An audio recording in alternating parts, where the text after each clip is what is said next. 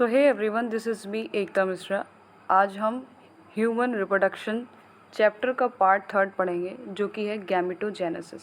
तो देखिए, गैमेटोजेनेसिस दो वर्ड से मिलकर बना है, gameto and genesis. Gameto means gamete and genesis means formation. तो बेसिकली गैमीट के फॉर्मेशन को ही हम गैमेटोजेनेसिस बोलते हैं। ठीक है, आगे बढ़ते हैं। The primary sex organs, the testis in the male and the ovary in the female produce gamete, sperm, ovum respectively by the process of gametogenesis. अब देखिए, जो प्राइमरी सेक्स ऑर्गन है मेल में उसे टेस्टिस बोलते हैं, और फीमेल का प्राइमरी सेक्स ऑर्गन ओवरी है। तो टेस्टिस स्पर्म का प्रोडक्शन करता है और ओवरी ओवम का प्रोडक्शन करती है। तो basically sperm and ovum gamete हैं।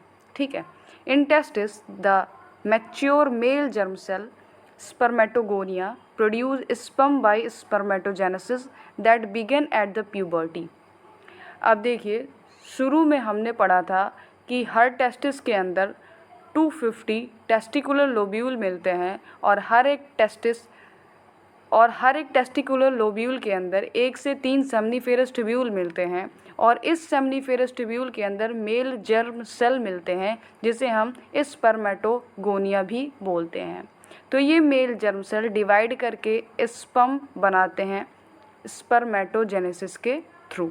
ठीक है, the spermatogonia singular spermatogonium present on the inside wall of seminiferous tubule multiply by mitotic division and increase in number।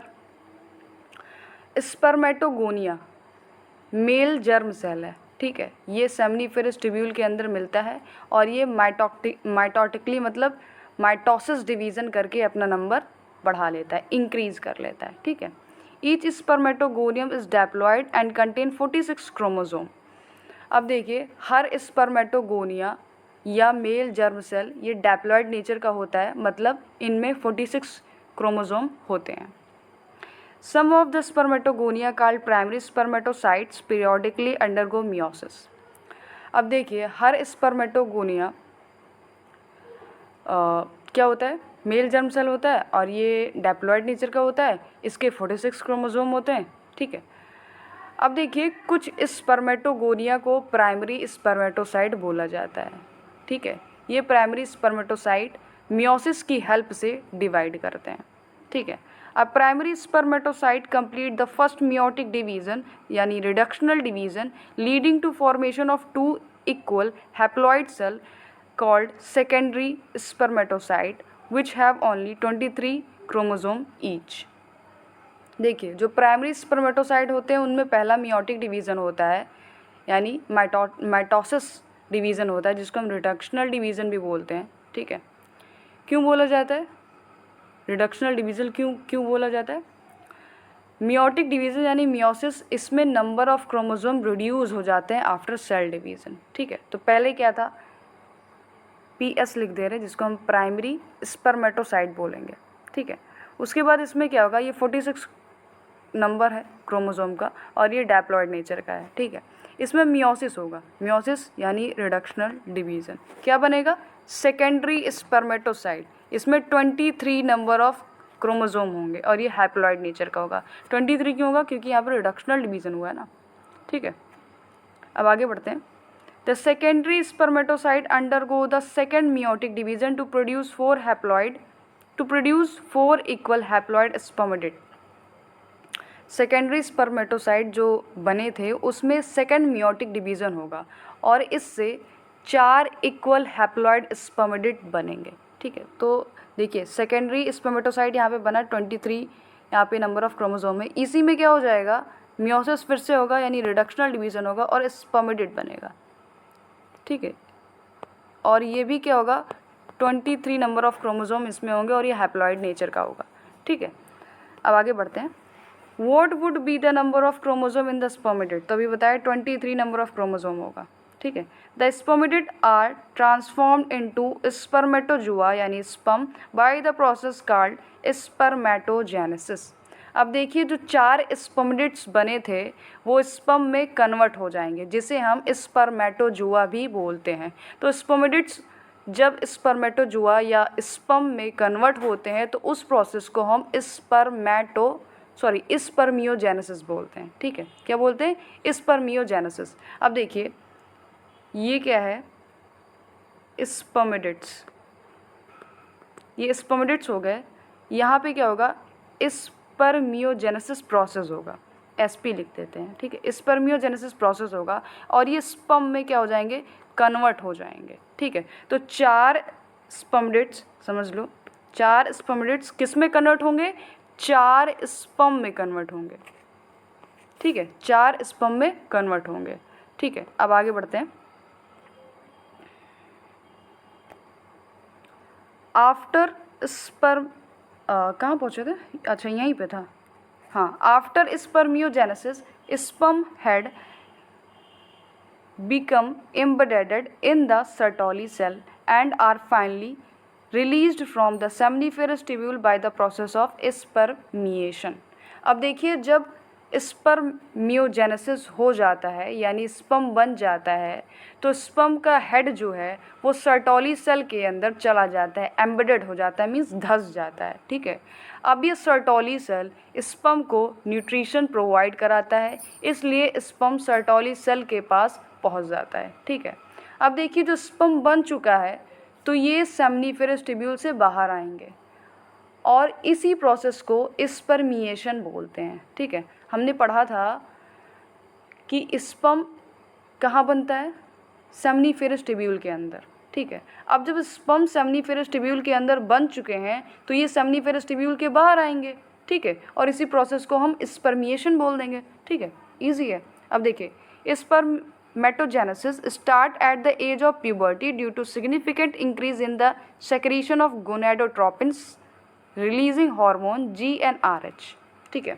अब देखिए जो स्पर्मेटोजेनेसिस की प्रोसेस होती है वो मेल में स्टार्ट हो जाती है at the age of puberty, ठीक है। अब स्पर्मेटोजेनेसिस को स्टार्ट करने में एक हार्मोन रिस्पॉन्सिबल होता है जिसे हम GnRH बोलते हैं। तो प्यूबर्टी में GnRH का लेवल क्या होता है? बहुत ज़्यादा बढ़ जाता है, ठीक है। This if you recall is a hypothalamic hormone. तो जो ये GnRH है वो क्या है? हाइपोथैलेमिक हार्मोन है, ठीक है। हाइपोथैलेमस एक ग्लैंड होती है जो पिट्यूटरी के ऊपर मिलती है, ठीक है। तो हाइपोथैलेमस ये GnRH से निकलता है, ठीक है। हाइपोथैलेमस से GnRH निकलता है जो स्पर्मेटोजेनेसिस को स्टार्ट करने में हेल्प करता है। The increased level of GnRH then act at the anterior pituitary gland and stimulate secretion of 2 gonadotropins, luteinizing hormone जिसको हम LH बोलते हैं एंड फॉलिकल स्टिमुलेटिंग हार्मोन जिसको हम FSH बोलते हैं, ठीक है। अब देखिए प्यूबर्टी में क्या होता है? जो हाइपोथैलेमस है उसमें GnRH निकला, फिर ये GnRH कहाँ जाएगा? एंटीरियर पिट्यूटरी में जाएगा। देखिए हाइपोथैलेमस ऊपर होता है, ठीक है, और उसके नीचे क्या होती है? पिट्यूटरी होती है। तो जो हाइपोथैलेमस से GnRH निकला वो एंटीरियर पिट्यूटरी में जाएगा, फिर एंटीरियर पिट्यूटरी से वो 2 गोनेडोट्रोपिन यानी GnRH को रिलीज़ करेगा, मतलब हार्मोन को रिलीज़ करेगा। तो पहला क्या है? ल्यूटिनाइजिंग हार्मोन है और दूसरा है फॉलिकल स्टिमुलेटिंग हार्मोन। तो ये दोनों हार्मोन स्पर्मेटोजेनेसिस को स्टार्ट करने में हेल्प करेंगे। LH act as Leydig cell and stimulates synthesis and secretion of androgen. अब देखिए जो पहला हार्मोन है LH ये टेस्टिस में जाएगा, टेस्टिस में लेडिक सेल में जाएगा, लेडिक सेल में वो एंड्रोजन का सिंथेसिस करेगा, ठीक है। अब ये जो एंड्रोजन होते हैं ये बहुत ज़्यादा ज़रूरी होते हैं किसके लिए? स्पर्मेटोजेनेसिस को स्टार्ट करने के लिए, ठीक है। Androgen in turn stimulate the process of spermatogenesis. अब क्या होता है? जैसे ही एंड्रोजन निकल जाते हैं टेस्टिस से तो वो स्पर्मेटोजेनेसिस को स्टार्ट कर देता है प्रोसेस को, ठीक है। FSH act on Sertoli cell and stimulates secretion of some factor which help in process of spermiogenesis। FSH Sertoli cell में जाता है ठीक है। सर्टोली सेल में जाने के बाद इससे कुछ फैक्टर यानी केमिकल्स निकलते हैं। ये केमिकल स्पर्मियोजेनेसिस को प्रमोट करते हैं, ठीक है। Let us examine the structure of sperm. तो स्पर्म का स्ट्रक्चर देखते हैं। It is a microscopic structure composed of head, neck, middle piece and tell.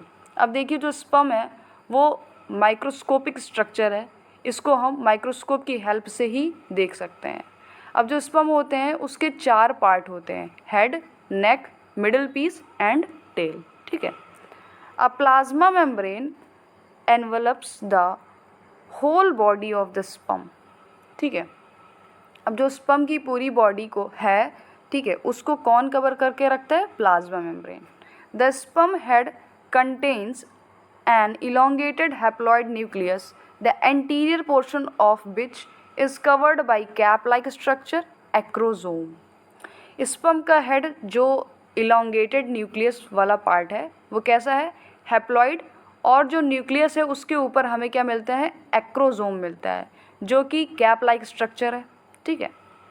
The acrosome is filled with enzyme that help fertilisation of ovum. अब देखिए जो acrosome है उसके अंदर एंजाइम होते हैं। इन एंजाइम का काम होता है ओवम को फर्टिलाइज करने में हेल्प करने के लिए, ठीक है। The middle piece possesses numerous mitochondria which produce energy for the movement of tail that facilitate sperm motility essential for fertilization। अब देखिए जो स्पर्म होता है उसका एक पार्ट होता है मिडिल पीस, ठीक है। मिडिल पीस में बहुत सारे माइटोकॉन्ड्रिया मिलते हैं और माइटोकॉन्ड्रिया का बेसिकली काम क्या होता है? एनर्जी बनाना, ठीक है, एटीपी का फॉर्मेशन करना। तो माइटोकॉन्ड्रिया एनर्जी इसलिए बनाता है क्योंकि टेल की मूवमेंट के लिए ये एनर्जी ज़रूरी होती है, और टेल मूव करेगी तो पूरा का पूरा स्पर्म भी आगे को क्या करेगा? मूव करेगा। तो स्पर्म मूव करेगा तभी क्या होगा? ओवम के साथ मिल पाएगा।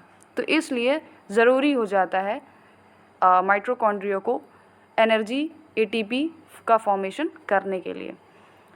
The human male ejaculated about 200 to 300 million sperm during a coitus, of which for normal fertility at least 60% of sperm must have normal shape and size, and at least 40% of them must show vigorous motility। अब देखिए जो human male होते हैं वो coitus के time पे 200 से 300 million sperm को इजैकुलेट करता है, ठीक है। बट 200 से 300 स्पर्म में से सिर्फ एक स्पर्म क्या करता है? ओवम से मिलता है, ठीक है। एक स्पर्म क्या करता है? ओवम से मिलता है। अगर नॉर्मल फर्टिलिटी होनी है, मतलब नॉर्मल स्पर्म ओवम तक पहुंच के फर्टिलाइज हो जाए, इसके लिए 200 से 300 मिलियन स्पर्म में से 60% स्पर्म की नॉर्मल शेप एंड साइज़ होनी चाहिए, और 40% बचे हुए स्पर्म में जो उसका मूवमेंट है वो बहुत तेज़ी से होना चाहिए, ठीक है, विग्रस होना चाहिए उसका मोटेलिटी। अब आगे बढ़ते हैं। Sperm released from the seminiferous tubule are transported by the accessory duct. अब देखिए सेमिनिफेरस टिब्यूल के अंदर ही स्पर्म बनते हैं, ठीक है। तो जब स्पर्म सेमिनिफेरस टिब्यूल के अंदर बन जाते हैं तो वो सेमिनिफेरस टिब्यूल से बाहर आते हैं और एक्सेसरी डक्ट के थ्रू ट्रांसपोर्ट होते हैं। अब एक्सेसरी डक्ट क्या होता है? ट्यूब होती है बेसिकली, ठीक है, जिसके थ्रू स्पर्म का क्या होता है? ट्रांसपोर्ट होता है। Secretion of epididymis, vas deferens, seminal vesicle and पोस्ट्रेट are essential for the maturation and motility of the sperm. अब देखिए जैसे epididymis, vas deferens, seminal vesicle and पोस्ट्रेट, इनमें कुछ सेक्रीशन निकलेगा और ये सेक्रीशन बहुत ज़्यादा ज़रूरी होता है स्पर्म के मैचुरेशन और मोटिलिटी के लिए, ठीक है। The seminal plasma along with the sperm constitute the semen. अब देखिए सेमिनल प्लाज्मा क्या होता है? मेल रिप्रोडक्टिव सिस्टम में मेल एसेसरी ग्लैंड होती हैं। ये ग्लैंड कुछ सेक्रीशन करती हैं, और ये ग्लैंड कौन कौन सी होती हैं? सेमिनल वेसिकल, पोस्ट्रेट gland, bulbourethral gland.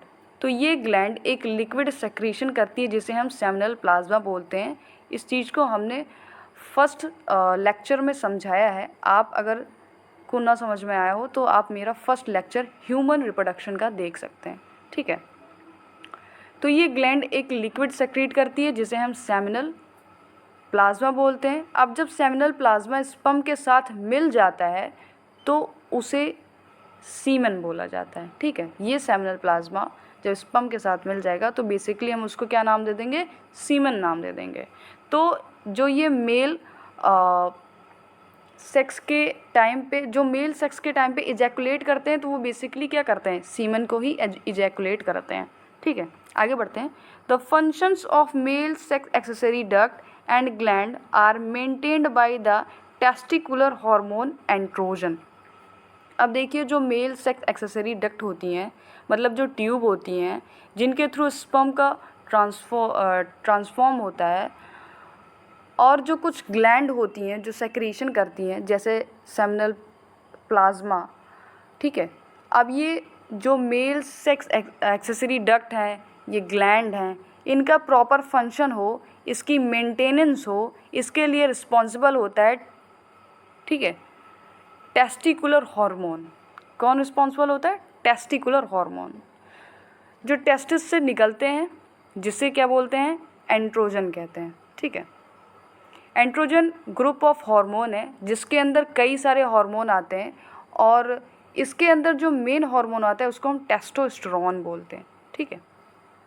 The process of formation of mature female gamete is called oogenesis, which is markedly different from the spermatogenesis, ठीक है। अब यहाँ तक हमने स्पर्मेटोजेनेसिस के बारे में पढ़ लिया, अब हमें oogenesis के बारे में पढ़ना है।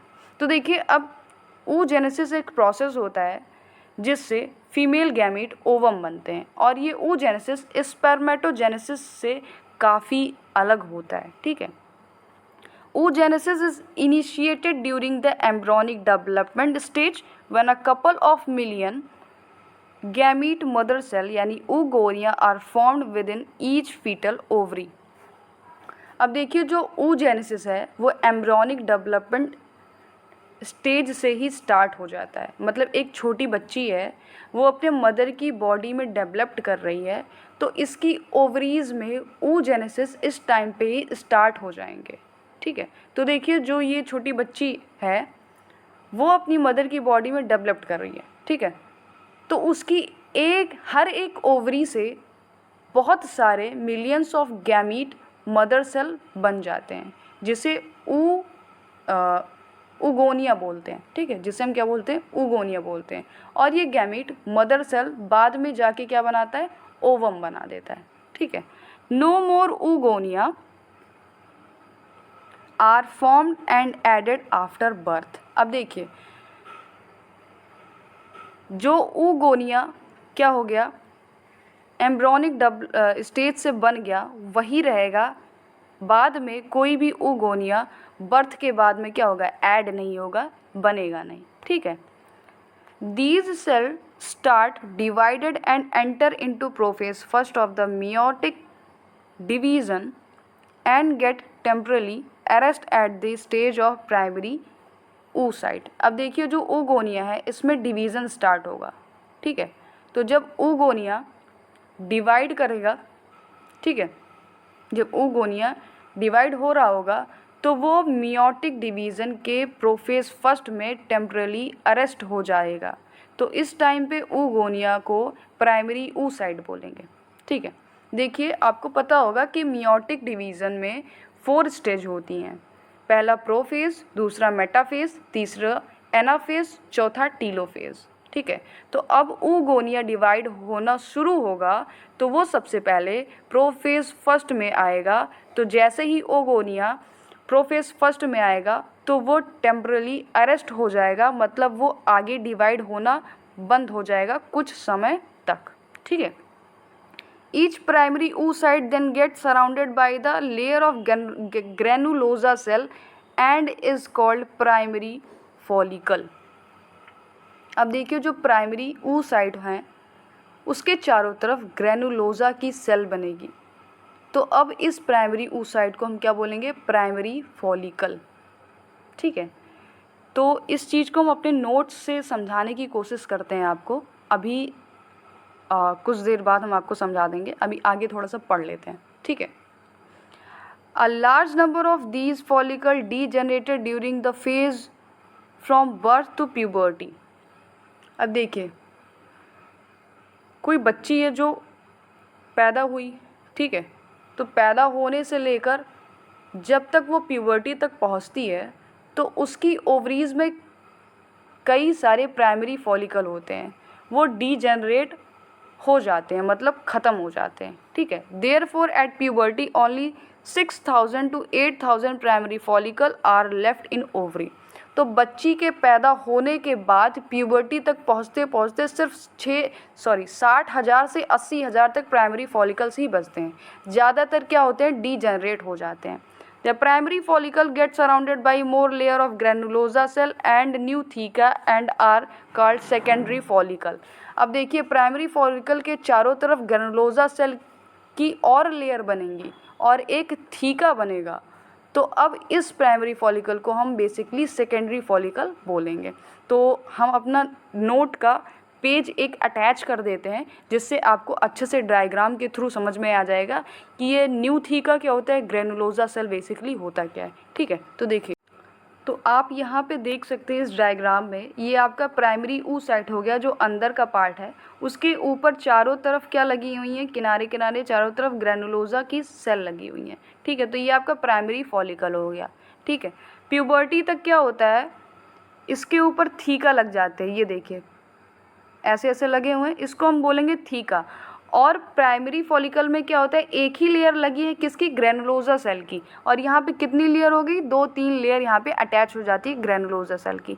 तो बेसिकली सेकेंडरी फॉलिकल में क्या होता है, ग्रेनुलोसा सेल्स और अटैच हो जाते हैं और न्यू थीका फॉर्म हो जाता है। तो थीका बेसिकली यही है, ठीक है।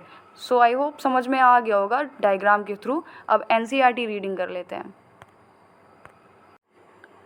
The secondary follicle soon transformed into tertiary follicle which is characterized by a fluid-filled cavity called antrum।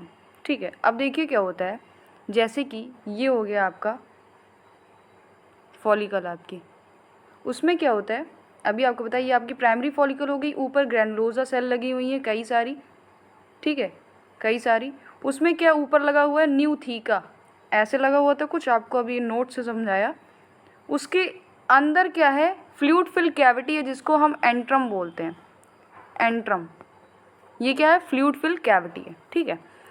The theca layer is organise into an inner theca interna and outer theca externa. तो देखिए क्या है, tertiary follicle के अंदर primary oocyte है, ठीक है, आपको दिखा दिया अभी, ठीक है, आपने देखा। फिर उसके बाद से आपने एंट्रम को देखा, फ्लूइड फिल्ड कैविटी है। अब यहाँ पे बोल रहा है थीका इंटरना थीका एक्सटर्ना क्या होता है। अब देखिए, थीका की 2 लेयर होती हैं, एक इनर लेयर जिसको हम क्या बोलते हैं, थीका इंटरना, और दूसरी आउटर लेयर होती है जिसको हम क्या बोलते हैं, थीका एक्सटर्ना, ठीक है।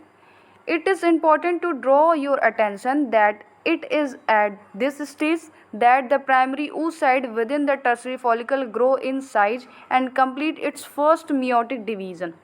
टर्सरी फॉलिकल के अंदर प्राइमरी oocyte है, क्योंकि प्राइमरी oocyte के चारों तरफ लेयर बन रही है, ठीक है। अब ये primary oocyte first meiotic division को कंप्लीट कर लेगी, ठीक है।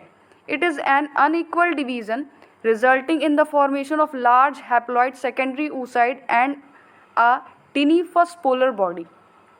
अब देखिए, टर्सरी फॉलिकल के अंदर जो प्राइमरी oocyte है उसमें फर्स्ट मियोटिक डिवीज़न होगा और ये डिवीज़न अनइक्वल होगा, इससे 2 अलग अलग साइज के सेल बनेंगे, एक लार्ज सेल बनेगा, एक स्मॉल सेल बनेगा, ठीक है। आगे बढ़ते हैं।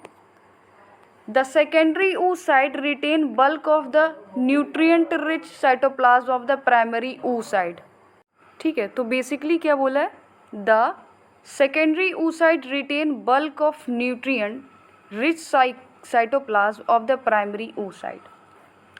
अब देखिए, जो प्राइमरी oocyte का न्यूट्रिशन रिच साइटोप्लाज्म है वो ही सेकेंडरी oocyte में चला जाता है, ठीक है। Can you think of any advantage for this. अब ये आपके एनसीईआरटी क्वेश्चन कर रही है कि फर्स्ट मियोटिक डिवीज़न से जो फर्स्ट पोलर बॉडी बनती है क्या वो आगे डिवाइड करती है या डीजनरेट हो जाती है। तो बेसिकली देखिए ये डीजनरेट हो जाती है, ठीक है। अगर आप गूगल पर सर्च करेंगे तो वहाँ पे दिखाएगा कि ये मोस्टली डीजनरेट हो जाती है, ठीक है। Does the first polar body born out of the first meiotic division divide further or degenerate after at present we are not certain about this। तो देखिए क्या कह रहा है, हम अभी सर्टेन नहीं है, मतलब पक्का नहीं है कि हो ही जाता है polar body degenerate, but basically हो जाता है क्योंकि मैंने नेट पे देखा था तो वहाँ पे मोस्ट ऑफ द क्या होता है, जो फर्स्ट पोलर बॉडी होती है वो क्या होती है, डीजनरेट हो जाती है, ठीक है। The primary follicle further change into the mature follicle जिसको हम ग्राफियन फॉलिकल बोलते हैं, ठीक है। अब देखिए जो टर्सरी फॉलिकल है वो चेंज हो जाएगी किस में, मैच्योर फॉलिकल में, जिसको हम ग्राफियन फॉलिकल कहते हैं। अब ग्राफियन फॉलिकल के अंदर क्या होगा, सेकेंडरी oocyte, ठीक है, क्योंकि हमने पढ़ा था कि जो टर्सरी फॉलिकल होती हैं उसके अंदर क्या होता है, प्राइमरी oocyte होता है, वो डिवाइड करके सेकेंडरी oocyte बना लेते हैं, ठीक है। तो इसलिए ग्राफियन फॉलिकल के अंदर क्या मिलता है, सेकेंडरी oocyte मिलता है। The secondary oocyte form a new membrane called zona pellucida surrounding it. अब देखिए जो सेकेंडरी फॉलिकल है उसके चारों तरफ एक मेम्ब्रेन बनती है जिसे हम जोना पेलिसुडा बोलते हैं, ठीक है, पेल्यूसीडा भी बोल सकते हैं, ठीक है। The Graafian follicle now rupture to release the secondary oocyte ovum from the ovary by the process of ovulation, ठीक है। अब देखिए जो ग्राफियन फॉलिकल है वो रप्चर हो जाएगी, मतलब ब्रेक हो जाएंगी, ठीक है। इससे क्या होगा, इसके अंदर जो सेकेंडरी oocyte है वो ओवरी से बाहर आ जाएगा, तो इसी प्रोसेस को हम क्या बोलते हैं, ओव्यूलेशन बोलते हैं, ठीक है। अब ओवरी से क्या होगा, हमारा ओवम बाहर आएगा, ठीक है, और फिर इसको हम क्या बोल देंगे, ओव्यूलेशन बोल देंगे। तो देखिए बेसिकली यहाँ पे प्राइमरी फॉलिकल आपकी दिखाई गई है, ठीक है। फिर यहाँ पे आपकी टर्शरी फॉलिकल दिखाई गई है जिसके में एंट्रम है, ये फ्लूइड फिल कैविटी, सॉरी ये फ्लूइड फिल कैविटी आपका एंट्रम है।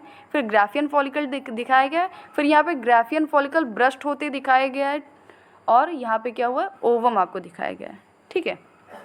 सो आई होप आप लोग को यहाँ तक समझ में आ गया होगा, ठीक है। तो लाइक शेयर एंड सब्सक्राइब करना मत भूले चैनल को, ठीक है। पढ़ते रहिए, धन्यवाद।